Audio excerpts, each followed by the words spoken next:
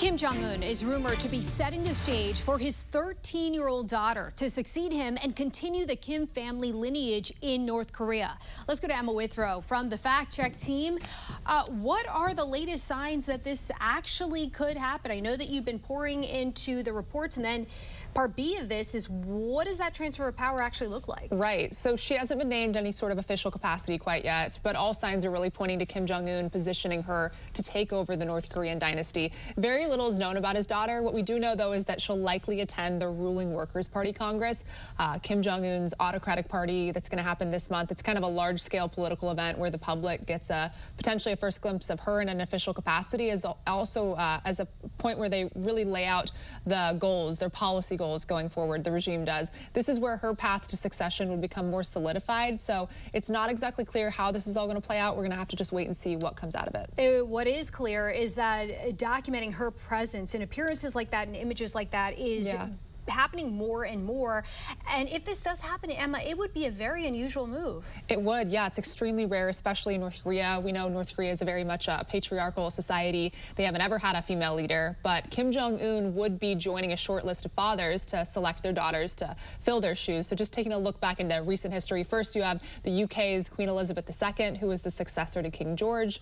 Then there's France's Marie Le Pen, daughter of Jean-Marie Le Pen, who took over leadership of the National Front Party. And then Aung San Suu Kyi of Myanmar, the daughter of a revolutionary leader who became the de facto leader of the country. So this has happened in the past, but it's more interesting to see it happening in a place like North Korea. Yeah, very rare. Emma, thank you. Thanks. A little later on, Emma will be back to break down the history of the Kim dynasty. Rumors of Kim Jong Un's daughter becoming the next supreme leader are swirling after multiple appearances and intelligence gathered from inside North Korea.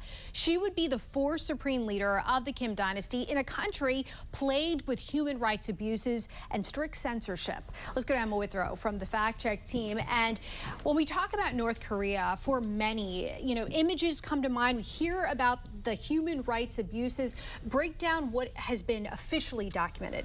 So the most serious findings come from a United Nations report. It was an investigation that was conducted, which concluded that the North Korean government has committed what it called systemic and widespread human rights abuses, some that may amount to crimes against humanity. The UN points to a few core issues here, so let's go through these. So first, political prison camps. They say tens of thousands of people are believed to be held in camps where forced labor, torture, and starvation have been reported. Second, we have extreme limits on just basic freedoms. The U.S. State Department and Freedom House say that North Koreans can be punished for criticizing the government, practicing religion, or even just having foreign media. What about public executions and defectors? We hear about that a lot. Yeah, it's devastating. So there's documentation there as well. I mean, the UN Special Rapporteurs and Human Rights Watch report they reported that public executions have been used for crimes like just trying to flee the country or distributing foreign content. There's also reports that the state's policies on food distribution and social class, known as